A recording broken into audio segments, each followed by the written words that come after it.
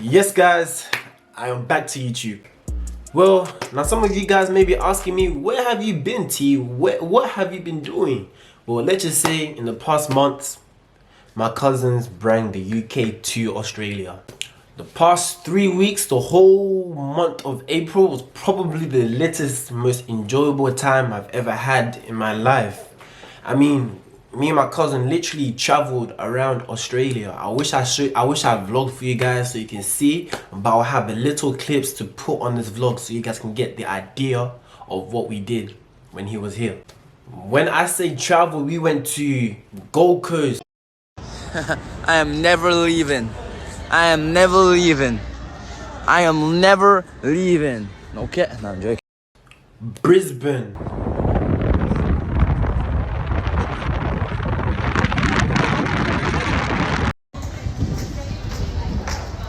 Son. Yeah, we're out here, bro. No cap. Melbourne. And Adelaide, I'm from Adelaide, so Adelaide doesn't really count, but we traveled and we did enjoyment with family, all of that. Apart from the times when we got stranded in Brisbane and Melbourne, it was enjoyable. I mean, we would go to Melbourne and with X amount of money, like let's just say 500. We'll go to Melbourne with $500 and we'll end the trip with $0 in our account. So basically, we went to Melbourne for the weekend for 2 days to turn up because he's from the UK, so he wants to see how us Australian niggas turn up. So I thought, you know what, Adelaide's not really the spot to really get lit or to feel the nightlife vibe. So I took him to Melbourne to experience the nightlife vibe. Now, let me give you guys the rundown of how the first night went. Oh my god, stressful. Imagine your cousin's coming from the UK and you're hyping it up and you make plans, but all the plans fall through.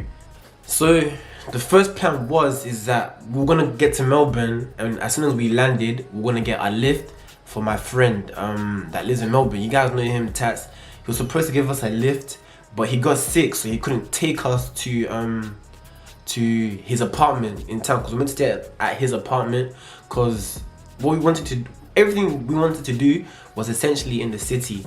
So we thought, oh, it would be more convenient if we stayed with you guys. But that plan switched up quick and we had to catch an Uber all the way to my auntie's house that lives 50 minutes away. So you can imagine the price of the Uber on that one. So that's money gone. That's at least $70 gone in the first minute we landed in Melbourne. Now I want you guys to really deep that we were planning on that money that we spent on Uber, we're planning on saving that. We were never supposed to spend $100 on just to catch an Uber to for us to stay somewhere. That was never meant to happen. So we got to our destination and now we're thinking about how to get back to town, because we're here to turn up. That's what we're here to turn up, I'm here to show my cousin the nightlife of supposedly the best city to have a good night out, So boom, we're at my auntie's house. We're cooling, we're kicking back with my little cousin Joseph. We're kicking back, and it's about time for us to leave the spot, to leave the crib, right? And we're thinking of ways to get to town again, because we just spent $70 and we're not trying to spend $70 again. You hear me? So we're here thinking of a plan, and this kid finesses the system. He comes up with the best idea possible, and I did not even think about this idea. So the first thing that we did, right, before I get to the point, hear me out.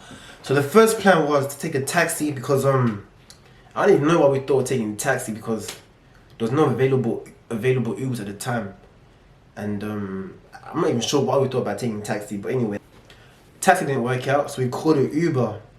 And then the Uber, so we called an Uber, and my cousin was like, oh, like, all you need is $1 in your account. So let's say the trip is $50, right?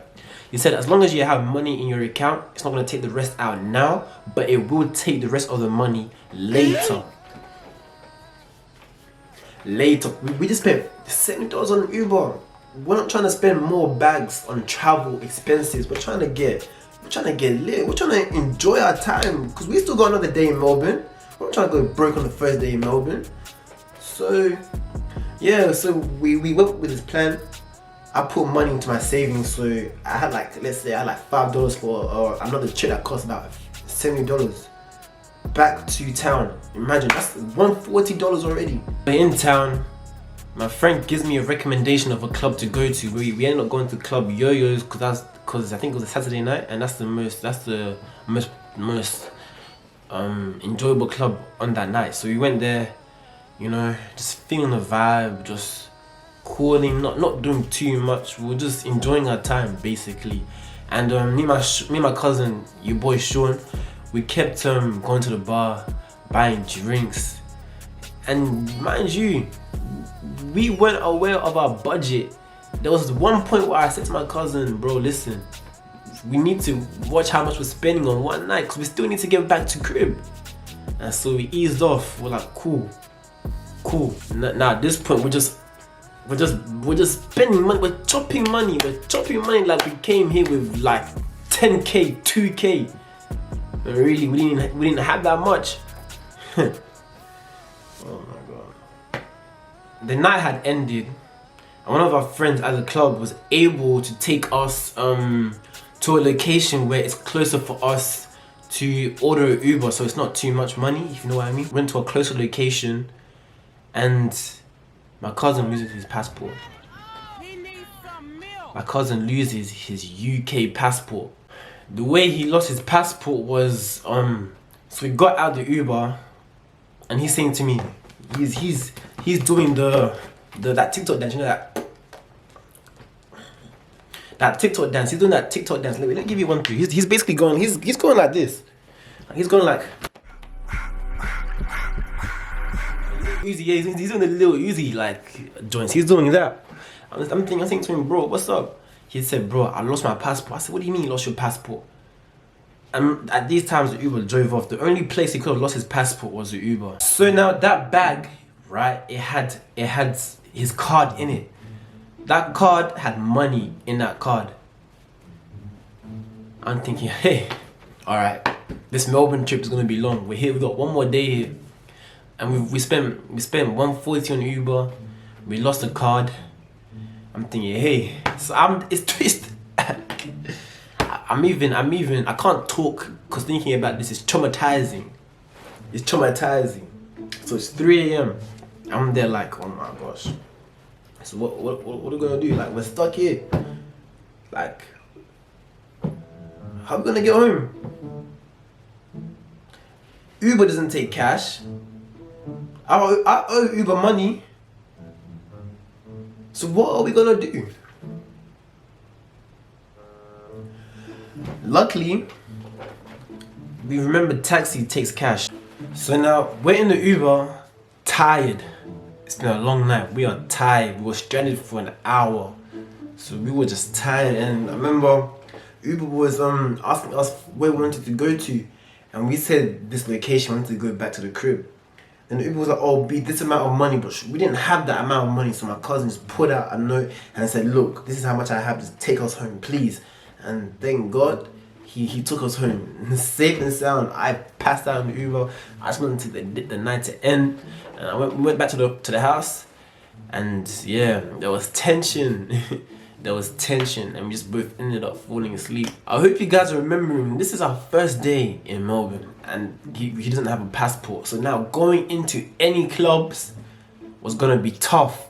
It was already gonna be a tough situation. So we woke up, minds were refreshed, and this is the day that we were gonna go to our Airbnb. So we were looking forward to seeing what Melbourne had to offer besides the nightlife. We had a little bit of money left.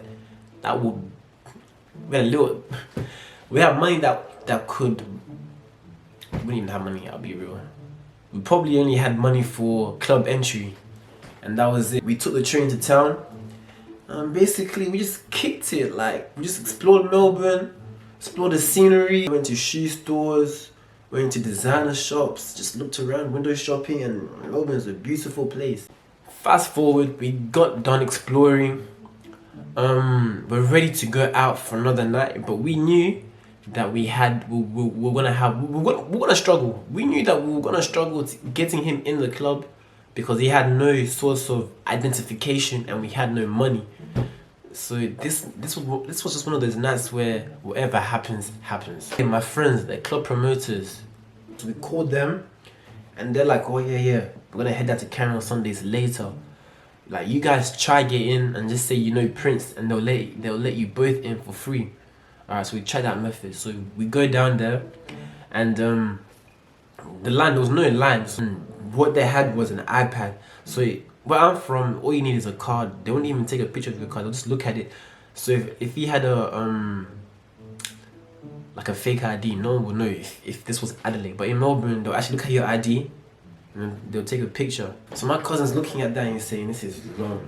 I know for a fact I'm not gonna get in. I'm saying to him, just try, bro, just try. He's saying, I know, like, these bouncers, they looked like they don't mess about. This guy, because he plays football, he has his ID on the internet. Not his ID, but he has his date of birth on the internet, his full name on the internet. So we tried that first and they said no, that won't work. So he said to me, I've tried, I'm just gonna go back to the crib. If you wanna stay, you can stay. So I said, nah, we'll just both go back. So we both ended up going back to the house, and it's basically an L night. It was an L so far, it was an L so far. So then I'm texting Prince, I'm saying, bro, we tried to get into the club, they're not letting us in. I was allowed in, they let me in for free, but since my cousin couldn't go in, I wasn't gonna just leave him alone. So we both ended up going back together. Like, one thing about me, if one of my guys can't go in, I'm not going in as well. So we ended up both going back. And then, because my guy was somewhere else, he was at another club, so he said to me that, oh, listen, I'll be at Cameron Sunday later. So we say, cool, we'll come back later. We ended up going to Cameron Sundays later, and my guy was able to plug us up. Free entry, free drinks. We could have even had a booth, but the booths were closed that night. But he was a real one. Imagine going from losing to your passport to being denied entry to then being allowed in. He saved that night, and we didn't have to pay a penny that night. All we did was pay for food, and that was it. Like, we didn't have to pay a single dollar. Long story short, we were in the clubs, enjoying our time. We had a good time, went back home, and hey, that trip is one to remember, because that's my first time ever going out with my cousin, because we knew each other since we were kids. And so when we first met each other back in Australia, we thought that, like, our parents thought that we would lose that bond, but that bond never left. We're still, people see us to this day and they say that you guys are exactly the same. With his passport, we had to go to the police station, and we tried to contact the guy, but that guy was not answering his phone, so we couldn't get his passport because he wasn't answering his phone. So, which was dodgy, because I forgot to mention, we did get the Uber driver's number. We had his number, but when we called him, he answered the first time, and then he said that, oh yeah, I'll drop it off later. So we waited a bit, and then he never actually dropped it off. So we kept calling him, and ever since then, he was just not answering his calls. Like, it was going straight to voicemail. And the thing is, with his passport, I think about 3 days later, when we were back in Adelaide, the guy called us back and said that, oh yeah, I've got your passport. So imagine, it took this guy a whole 3 days to get back to us about someone's important documentation to be able to go back to the UK. And this guy was leaving like in a week and a half from the time he lost it. So we were relieved that he was able to get his passport back.